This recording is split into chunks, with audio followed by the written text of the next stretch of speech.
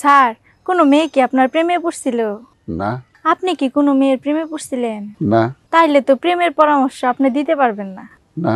তারপরেও কই একটা প্রেমের পরামর্শ দেন তো স্যার। বলো।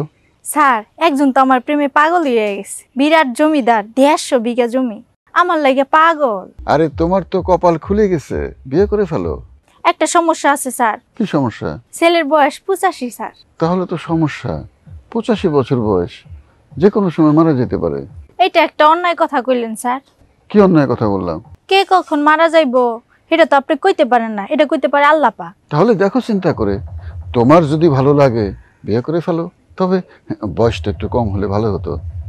এটাও একটা ভুল কথা কইলেন স্যার। এক জোয়ান পোলার লগে আমার প্রেম আছিল, বুয়ার কাম কইরা হ্যাঁ কত খাওয়াইছি, কত কাপড় চোপড় দিছি, পরে আরেক বেটির লগে প্রেম কইরা ভাগছে আমারে থুয়া। হেই বুইরার প্রেমের বয়সও নাই, ভাগার বয়সও নাই, আমি হ্যারেই বিয়া করব।